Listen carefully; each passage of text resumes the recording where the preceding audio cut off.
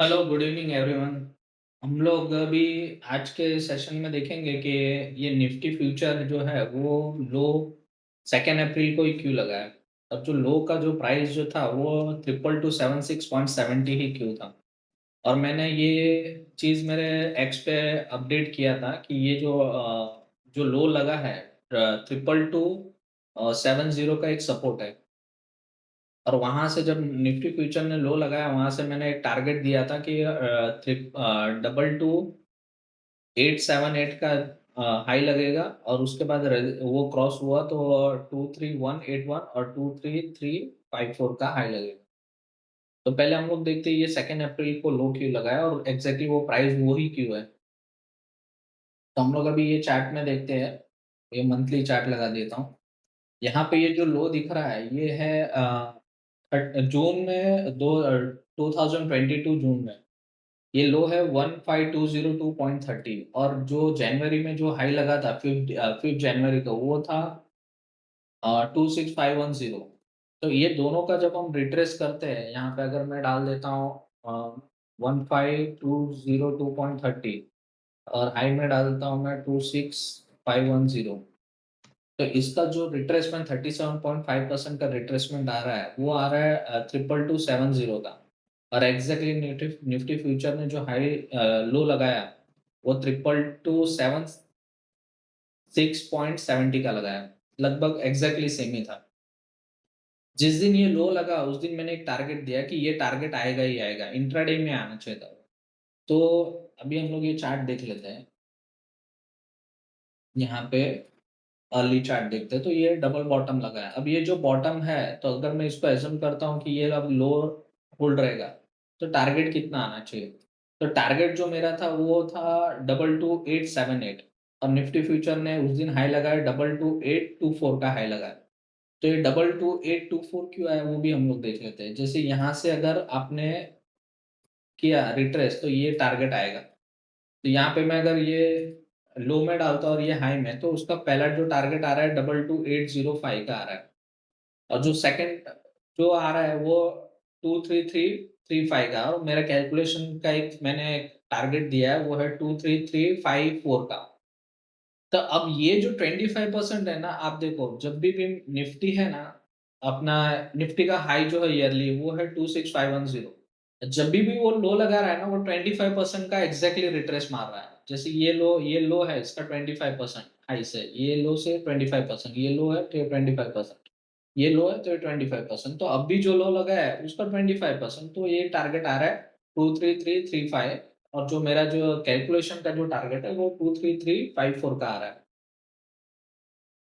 तो अभी हम लोग देखेंगे कि ये लो एग्जैक्टली वहां पे लगाया, उसका रीजन तो पहले एक तो बताया मैंने कि वो 37.5% का रिट्रेस मारा जो 15202 और वो जो ईयरली हाई था। सेकंड कि जो 5 जनवरी को जो हाई लगा है, अ, वो हाई से जो 2 अप्रैल को लो लगा वो एग्जैक्टली 90 डेज है। तो 90 डेज पे वो लो लग रहा है और 2 अप्रैल जो था उस दिन फुल मून था। तो 90 डेज है ना, एक 90 डिग्री का एंगल बनता है। तो 90 डिग्री के एंगल के हिसाब से ये वो टारगेट बनेगा। अब ये जो टारगेट ये यहाँ पे एग्जैक्टली रिवर्सल टारगेट आया। तो यहाँ से जब ये लो लगता है तो अपसाइड टारगेट हमारा कितना होना चाहिए था? अपसाइड टारगेट जो मैं कैलकुलेशन के हिसाब से मैं बताऊँगा। तो सबसे पहला जो नज़दीकी टारगेट वो बनेगा 22878, वो है 360 डिग्री। तो उसके ऊपर जब हम रिट्रेसमेंट कैलकुलेट करते हैं तो वो 23335 का टारगेट आ रहा है। और मेरे हिसाब से ये जो रैली है, अगर ये हम एज़्यूम करते हैं कि ये लो नहीं टूटेगा, तो ये रैली कम से कम मिनिमम 22 डेज़ तक जाना चाहिए ऊपर और 30 डेज़ तक जाना चाहिए। और इसका रिट्रेसमेंट होना चाहिए 37.5 से लेके 50%। तो ये दोनों में से एक टारगेट आना चाहिए। लगभग ये दोनों के बीच में ऊपर उधर ही आएगा। तो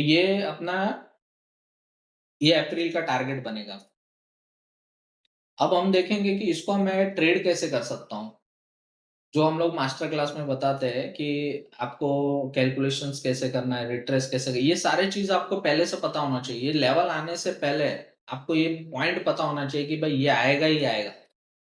तो जैसे मैंने कहा कि मुझे तो मालूम था कि double two seven seven zero तो आने वाला है, ट्रिपल टू सेवन जीरो। तो यहाँ पे जैसे वो लो लगाया, तो ये गैप डाउन ओपन हुआ, लो लगाया, तो आपको यहाँ नहीं बाय करना। आपको कैसे, जैसे ये 5 मिनट्स का जो ईएमए है वो क्रॉस हुआ, ओवर हुआ 15 को, तो यहाँ पे आप बाय करोगे, वो लगभग आएगा double two three three zero के पास आपको बाय करना है। तो आप जब बाय करते हो तो आपको एक स्टॉप लॉस मिल जाता है।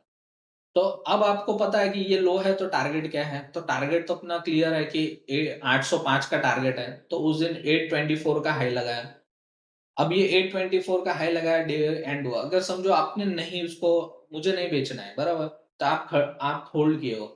तब जैसे ये हाई लगा, तो अब ये नीचे जा रहा है, तो आपको क्या फाइंड करना है कि ये नीचे कहाँ तक जाएगा। तो सबसे पहले आप इसको कैलकुलेट करो कि ये 228 यहाँ पे आज का हाई, तो 22,826.50 का हाई है, तो यहाँ पे आप हाई में डाल दो 22,826.50, और लो अपना है डबल ट्रिपल टू 76.70। तो इसका रिट्रेसमेंट कितना आ रहा है? 22,620, और आज का निफ्टी का लो है, यहाँ पे मैं देख सकता हूँ निफ्टी का लो है 22,627।